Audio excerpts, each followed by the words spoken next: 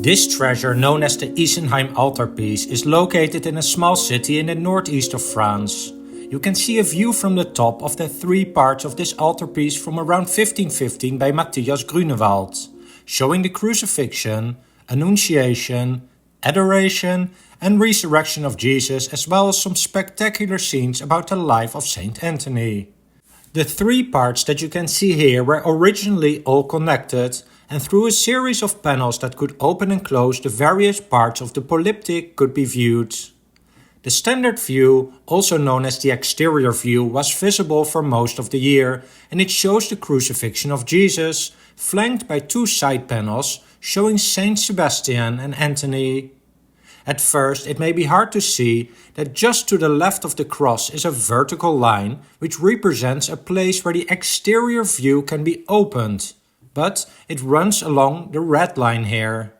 You can actually open the central panel from the center, folding the doors outward, and doing so would reveal the second view, showing the Annunciation to Mary on the left, the Nativity and Concert of the Angels at the center, and the resurrection of Jesus on the right. Again, the central panel is split in the middle along the red line here, and these doors can be opened outwards to reveal the third and final view, which is about the life of Saint Anthony. So it's like a picture book, where only two pages are visible at the same time. Only to please the visitors today have the various panels been separated, so we can see each of the three views in all their glory. The crucifixion scene at the center of the first view is one of the more brutal ones in art history. Jesus is crucified with 3 large nails, 2 through his hands and 1 through his feet. You can see how Jesus hangs down from the cross with all his weight supported by these 2 upper nails. His body is full of lacerations and thorns, and you can see the bloody wound on his side where the lance pierced him, and his head is hanging sideways.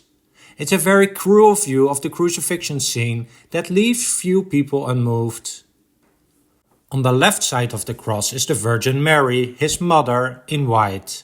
She is fainting and is supported by the youngest disciple, John the Evangelist. Next to them, another lady, Mary Magdalene, stretches her arms upward in dramatic fashion. On the other side of the cross are a lamb and Saint John the Baptist pointing towards Jesus, and from the inscription above his pointing arm, we know that he is quoting from the Gospel of John, saying, "He must increase, but I must decrease." His facial expression is relatively neutral, as he understands better than anybody else at that moment the importance of what is happening, even though he was obviously not alive anymore at the moment of the crucifixion. And notice how Jesus and the cross are not painted at the center of this panel, but somewhat to the right.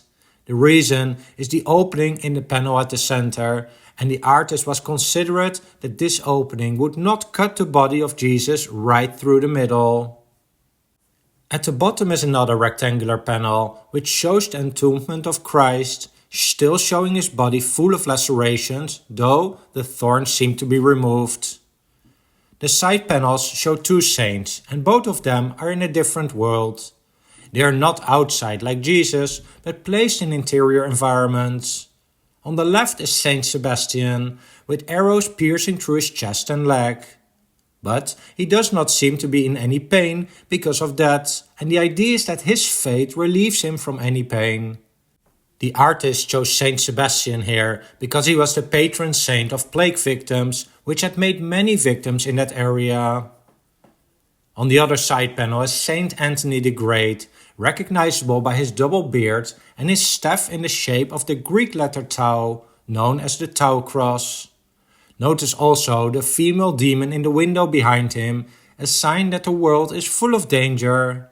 The reason that Anthony is featured here is because his altarpiece was originally made for the monastery of Saint Anthony in Isenheim near Colmar, which specialized in hospital work. And that is also the reason that Saint Anthony is the focus of the third view of this polyptych. The second full view of the altarpiece shows a panel on the left of the Annunciation by the Archangel Gabriel to the Virgin Mary. The other side panel on the right shows the resurrection of Christ. And the central panel shows both the Nativity on the right and a choir of angels on the left. Compared to the gloomy first view, the second view of this altarpiece is much more positive and hopeful, emphasized by the brighter colors and light. The idea here was that the sick people in the Isenheim hospital, for which this painting was made, would realize that even in their situation, there was hope of a better future. It is not a traditional nativity scene with a crib, an ox and a donkey and Joseph, but just Mary holding baby Jesus while listening to a choir of angels. Looking closer at this choir, you can see that the artist used all his imagination to create a diverse host of angels. My personal favorite is the green hairish angel on the left. Green was the color associated with paradise and thus a perfect way to symbolize eternal life. But there are so many beautiful details in here that I'm curious to hear which element stands out for you. And the second view was only visible on particular days of the year, usually on days related to the Virgin Mary. The third view of this altarpiece is all about Saint Anthony the Great. As mentioned, he was the saint after which the monastery was named for which this work was originally made. It was shown to pilgrims and to the sick people who wanted to pray to Saint Anthony. The center of the third view are actually not paintings, but sculptures.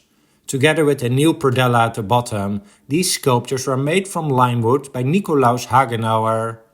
It shows Saint Anthony at the center, flanked by the large figure of Saint Augustine on the left and Saint Jerome on the right, recognizable by the lion at his feet. And at the bottom are Christ and his 12 disciples. But personally, I find the side panels of the third view more interesting. The left panel shows the visit of Saint Anthony to Saint Paul the Hermit, surrounded by a somewhat strange but calming natural environment and some animals. Notice the crow on the top delivering 2 pieces of bread to the reclusive saints. But the right panel is perhaps even more interesting, or should I say bizarre. It shows the temptation of Saint Anthony, a popular art subject throughout history, showing Saint Anthony being attacked by a legion of demons, so diverse and strange that they are worthy to be compared to the master of the bizarre creatures, Hieronymus Bosch. I mean, a moving image does not really do justice to the creativity of the artist here, and if interested, just study a photograph of this panel, allowing you to see the many spectacular details.